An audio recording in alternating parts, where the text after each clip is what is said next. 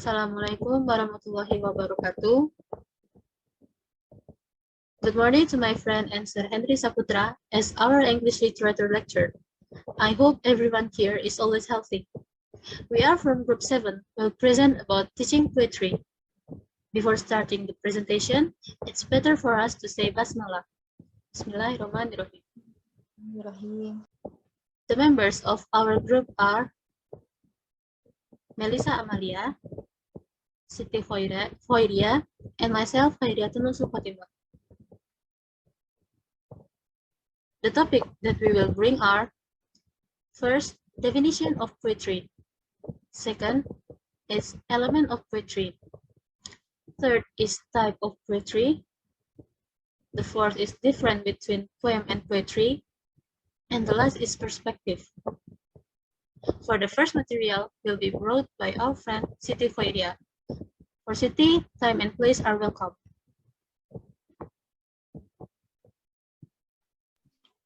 Okay, thank you, moderator. Let's get started. I want to explain about definition and elements of poetry. Okay, poetry is literature that evokes a concentrated imaginative awareness of experiences or a specific emotional response through language chosen and arranged for its meaning, sound, and rhythm. So, poetry is a style of writing that uses a formal organization and that is often divided up into lines or stanzas, or it refers to something beautiful. Okay, next. Next, there are 6 elements of poetry. First, theme. Theme is truth, lesson, or message about life. Okay, theme is truth, lesson, or message about life. So the message, point of view, and idea of the poem. Okay. Second, rhythm. Rhythm is the beat, sound, and feel of a poem. So the rhythm is the flow of words within each meter and stanza. Third, meter. Meter is the number and style of accented syllables in a line. Fourth, rhyme. Rhyme describes words that have the same ending sound. So, rhyme is the repetition of sounds within different words, either and sound, middle, or beginning. The fifth stanza. A stanza is a group of lines in a poem. So, a, a stanza, a part of poem with similar rhythm and rhyme that will usually repeat later in the poem. The last, line.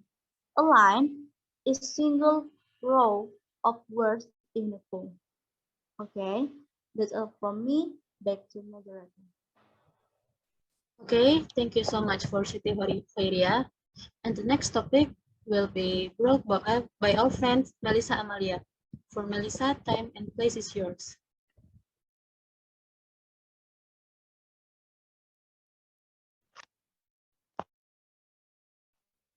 Okay, thank you for moderator.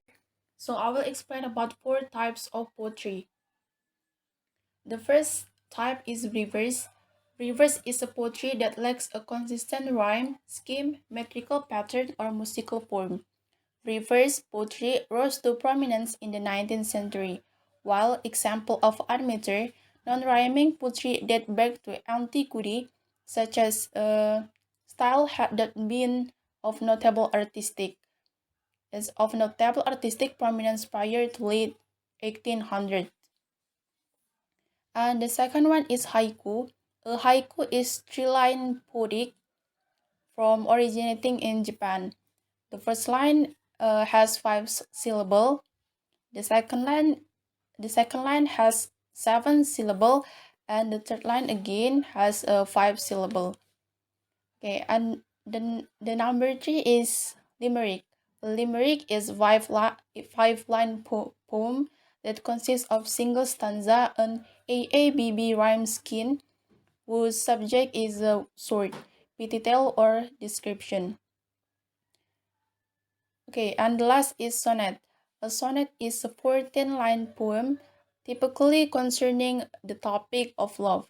Sonnet contain internal rhymes within 14 lines. The exact rhyme scheme depends on style of sonnet. Next. Okay, next is difference between poem and poetry. Poetry is the use of words and language to evoke a reader feelings thought. Poetry is defined as literary form of art evoked in a language. It can be written on its own or in combination with other arts or in poetic drama, poetic hymns, lyrical poetry, and prose poetry.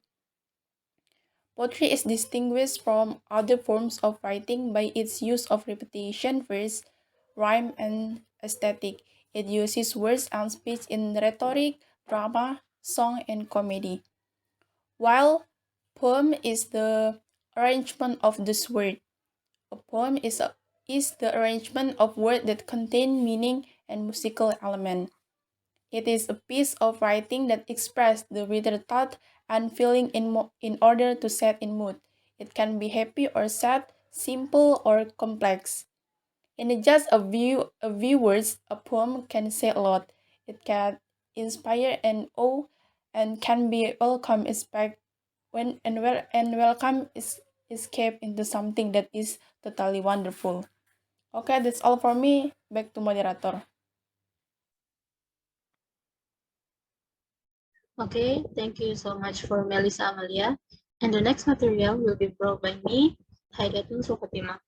So I will explain about four perspectives. The first is a textual perspective. So perspective is the lens through which the reader experiences a story, film, television series, or poem. As with other literary forms, teachers can help students toward a richer understanding of poetry with the four perspectives, which is first is textual perspective. In textual perspective, student may initially react to the poem with a writer, a free writer, or in a small group discussion. Students could flesh out the story by determining what the speaker did prior to the encounter and then what may occur after the encounter. If students were to read the poem aloud, they could apply the form frame to note the repetition of language and the uses of pauses to dramatize the speaker apprehension. By increasing the pace of reading the poem, they might dramatize the increasing tension to the point of the cup. The second is a social perspective. In social perspective, students could discuss their own social response to the speaker and the cup. Students could recall any related experience in which they were confronted by a peer, parent, teacher, or another adult. By this experience, they could discuss their feeling about being in that situation. For example, the sense that they are in the right or the sense that they could not back down. At the same time, students could recall their feelings after the heat of confrontation. They could compare their experience with the speaker and the cup. The third is a cultural perspective. In cultural perspective, readers' cultural attitudes will influence their response to this poem. To understand that their responses to the poem are shaped by their cultural attitudes, students could respond to a series of statements about police power. For example, police should use force whenever necessary, and then they will discuss the reason for their responses to the statement.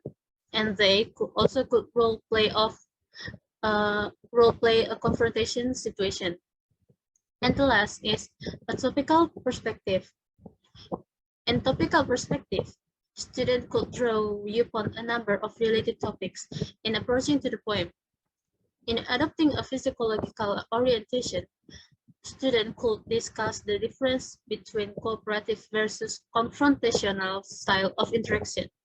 Students could recall an instance of coping with a problem in a cooperative as opposed to a confrontational manner, not in the benefit of a cooperative approach. Okay, I think that's all the material from me and our group. If you have a question regarding our material, you can write them in the comments. And that's all from our group. If there is a wrong word, we apologize. And to Allah subhanahu wa ta'ala, we ask for forgiveness. We ended. Assalamualaikum warahmatullahi wabarakatuh.